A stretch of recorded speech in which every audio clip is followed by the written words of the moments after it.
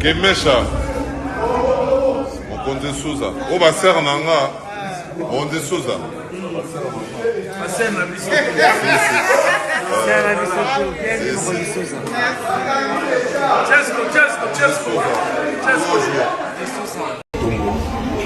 El Salvatore della patria Motopam vide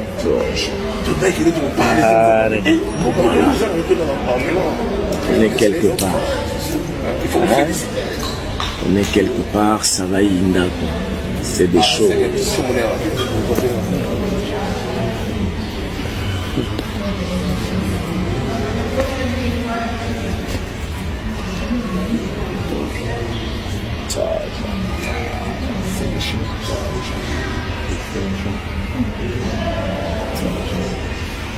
C'est des choses.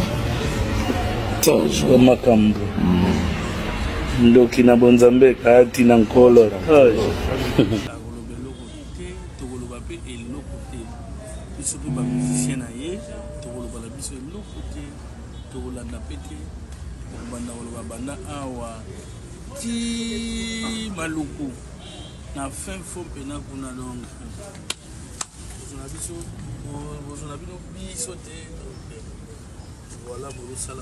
il y a Pamba. Hein? Le calme est bon, le calme est bon toujours. Le calme est bon. Glycémie, ça va. Cholestérol, ça va. Tension, c'est bon. Le calme est bon, le calme est bon.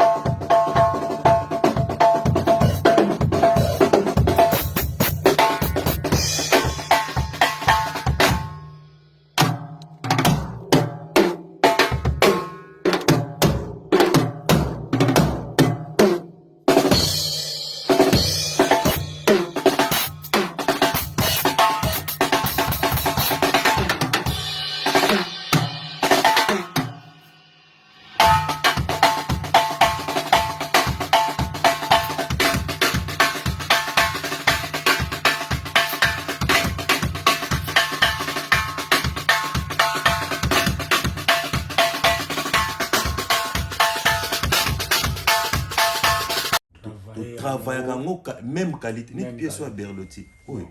Et ça, 910 €. Ok. 910 €. Fallait normal. On a mon Oriana. 910 €. Mais ce que soit la boutique, on s'en a pris assez. Bon. Donc, quand on a la biso, ils ont côté. Donc, toujours ça, la même qualité, mais tu tiens au prix assez. Vraiment. Donc, est-ce que mon batunde sko photo timbela kaka parce que place où qui bimsa 910 euros oye awa to pesa on a fond bon mais même qualité voilà ndi to no ba donc même qualité au lieu que nous bimisa 900 euros quelque part et puis moto azo travailler ça ndeko na biso azawana eza soutien tout c'est soutenir quoi. Le roi de la forêt, Mobali Assidéji Mampata, tout ça, Awana, lumière, la lumière de Turquie, bien baptisé par Mampata, le général de Depanzo. Le roi de la forêt, Nazoya, Denabaki, Banawenge, Kozonga Nangai Bouyeretou, le roi de la forêt, Mbalamoko, na Chicago, quoi, tout le monde, on a tout comme. Il y a souvent de la forme, oh, tant on l'a, tant de coups, le roi de la forêt, donc ça. À la boutique parce qu'ils ont vraiment collection où on a cette là.